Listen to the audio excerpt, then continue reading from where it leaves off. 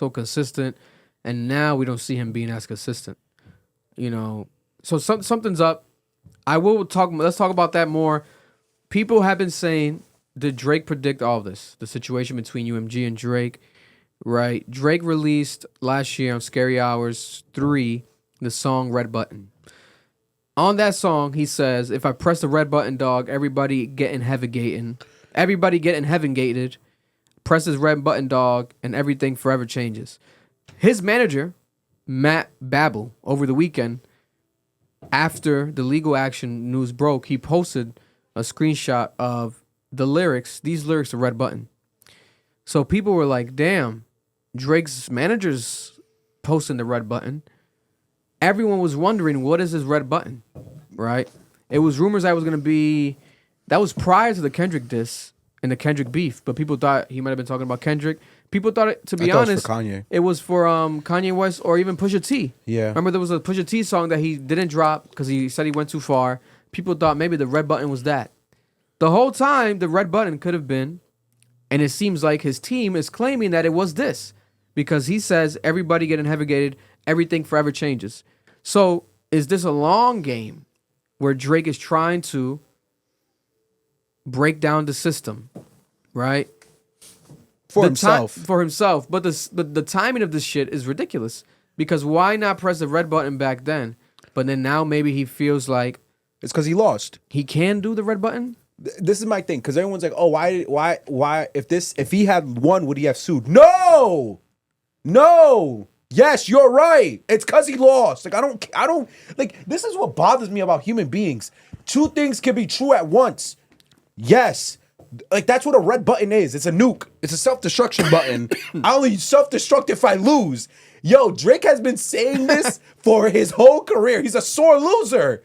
He said, I forgot what song it was. I gotta look this up. It's in one of the oldest songs. He's like, I'd rather self-destruct than let a nigga win. Some bullshit like that. That's where one of the bars go. And I heard that shit. I'm like, this nigga's been telling us for years he's a sore-ass loser. The nigga lost. He saw the label wasn't giving him what he wanted. Yeah. There's probably some favoritism happening behind closed doors, because the fact is this. Y'all saying the label let him drop Family Matters. The label allowed this. Why wouldn't the label allow this to happen? Yo, what is he, a $500 million investment? You're going to let your $500 million investment get called a PDF file? Shut up. You sound stupid. You would never allow this to happen. You allowed it to happen because you wanted to nuke his value. I know a business move when I see one. So UMG nukes his value, allows the whole beef to happen, allows him to lose. He lost on his own accordance, in my opinion. He did. Mm-hmm. He just didn't play it right. He played like a sore loser, and he lost. The suicide button is because he's a petty bitch. That doesn't take away from everything else, though. Two things can be true at once. Two realities can exist at the same time. You could lose, and you could lose because UMG is also playing a role in it, and you could self-destruct because you're mad about your loss. But why not fucking press the red button right after? Or just press the red button. Why not win the beef with the red button and then press the red button? Because does he not give a fuck about his respect? Does Drake not care about any respect anymore? Like, does he not care? His legacy is like, okay, I gave you guys the hits. I was the biggest for 10 years straight. Now I'm done. I'm pressing the red button, and that's it. Fuck respect. Because if I'm an artist coming up in the game right now and I see this, you're going to think about this like, why would I respect this guy? Why would I want to work with this guy? Like, this is not, doesn't give healthiness. Gives like a man that's spiraling and out of control. Yeah. It doesn't give confident red button. It's giving like you're pressing the red button like this. Like, so I pressed the red button. Oh, that's what the fuck is giving. When in reality, you should be pressing that bitch. Like, okay, I did this. I'm playing, this is how it's going to go. I think it's because, Vic, you feel like if he sues UMG, he can come back from that. I don't think he can. I think you are underestimating how powerful these companies are and how interconnected they all are. So it's done. I think his career is fried. So Drake's done. I truly believe it. Unless UMG make a little deal behind closed doors, you're not taking UMG. You think Drake's done, Marlon? He might be. Someone said if this was his red button, why? It's the Miz. Thank you for the 5. If this was his red button, why is the lawsuit completely about not like us and bro could easily find proof of bots in his own marketing but smeared dot? The first lawsuit wasn't just about not. It was about the use of bots yeah. to sway. Yeah. Yeah. The second one was about not like us. They're Like, saying the red button was Family Matters. yeah, that's what everyone said. But no red button there. Just dissing everybody. And saying that this nigga beat his wife. But then when you listen to the lyrics of Red Button, he's talking about bots. So it's like, no, like, I really think this is what it was. I think you guys won't accept in your hearts that all of the artists are botting the shit out of us.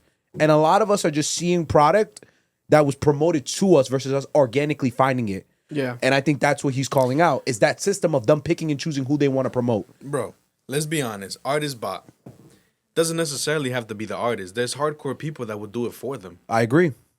Let's be honest. What do you mean, like hardcore fans? Yeah, like hardcore fans. Oh, yeah. They'll pay for Like the fan fucking bases. they'll pay for the fucking streams and shit like that, bro. They'll do it. They're Yeah. going to some site, boo, I want to get my boy to blah blah blah. You know what I'm saying? It happens, bro. I also don't. We live in a generation and fucking technology and shit like that. That's It's like easy to access. Yeah, come on, bro. Like, But this is my thing, and this is where I want the room to like have this conversation. I remember in 2016 when Trump won.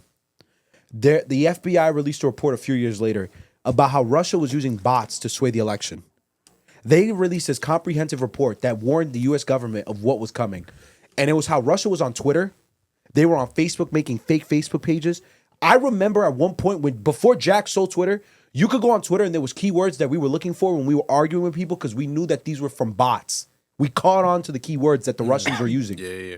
And everyone's like, yo, this shit is getting out of hand, bro. They're making fake events to like fuel the to like show like, oh, this idea actually has support so the other side could get upset.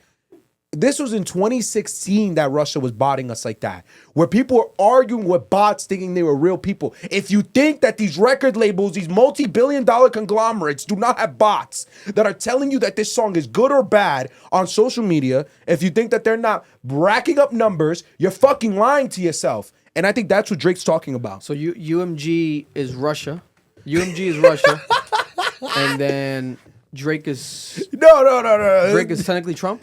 Imagine. Nah, it's more like UMG Y'all has wildin'. y'all are wild. It's wildin'. UMG has the access to to better technology at this point. We're in 2024 now. Yeah. That technology could be used in a multitude of ways. And it's terrifying to think about it. And I think what Drake is alluding here is, yo, we can talk about it. Yeah. That's what it is. I've benefited off of this, and I could tell you how I did it. And I could tell you how they're all benefiting off of it. In 2015, also remember, guys, this is kind of crazy. You could play the song today, and it's kind of weird. In 2015, Drake dropped 30 for 30 freestyle off "What a Time to Be Alive." Right, this was 9 years ago, and the verse starts literally.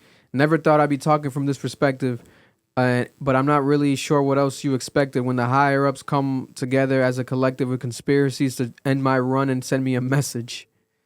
It's like, what the fuck? Like, we were just rapping that shit back then. We had no idea what the fuck he was talking about. Yeah. We were like, what are you talking about? Maybe this is a situation that he was dealing with since back then, right?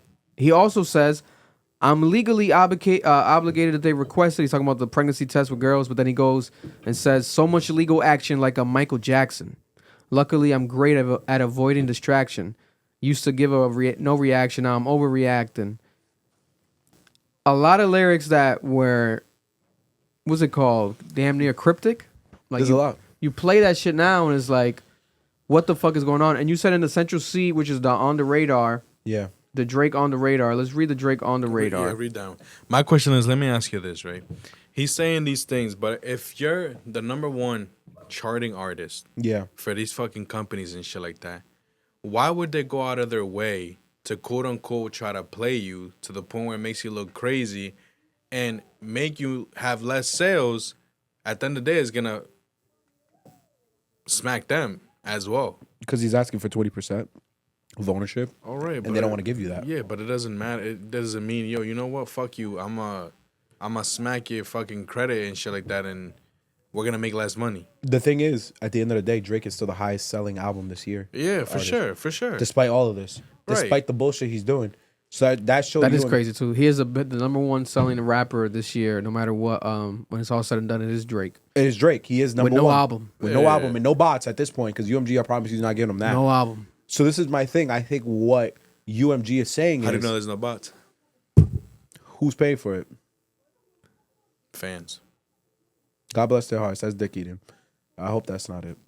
And I don't think it is, because I still listen to Drake myself. I think what's happened here is Drake proved, despite the bullshit, I'm still it. And UMG's like, we use this to like pig you down a peg, which they did. Kendrick came out on top this year. He is on top. No debate. So I think that allows UMG to now go in the room and say, yo, that 20% you wanted, well, it dropped to 400 mil again. And that's all you're going to get. And they have the right to say that. But another year of Drake like this, no dropping, I don't think he could. I don't know if he could survive another year no dropping. This year was like, okay, he technically did drop, but it was the beef. He still has relevance. He's Drake. But next year, another stale year, shit gonna get shaky. On the radar, he does say 200 mil on the table. I hope I'm able to get this agreement signed. Told you I needed it. I needed time, but really the truth is I don't believe in time. Feel like I've been here over 1,000 years, like since the medieval times. Blah, blah, blah. I don't see the 20% line. I heard it literally. I watched the video. If I look for it, I'll find it. But I do see the 200 mil right there. He does say that. Yeah, he starts in the beginning. He says it, I think. Let me see if I can find it. Drake. Also, they're in the chat turning up saying, hey, I didn't listen to Not Like Us because of bots. I understand that. I don't need to hear that. That's not the point. There is good music that drops all the time that you never see. There's a lot of good music that drops that we don't see. My point is, when a record label is feeding the algorithm and destroying your TL with just certain artists in certain situations to get you to listen to it on certain playlists, on certain For You shit, that is manipulating your algorithm. That's manipulating the content you get to see. That's like having a television and them deciding what commercials you get to see, what TV shows you get to see. Like, that's not, it's not, as a consumer, you should be mad about this. Yeah. I'm shocked people aren't. Like, you're not choosing what you get to see. People are presenting it to you, and you get to then decide if it's good or not. That's sick. Also, a big growing theory online, a conspiracy throughout this beef. They gonna love me for my ambition. And that was a clip from our podcast, the Club Ambition Podcast, Cap. If you're looking to watch the full episode, make sure to go check it out right now. It's available on audio and also on YouTube.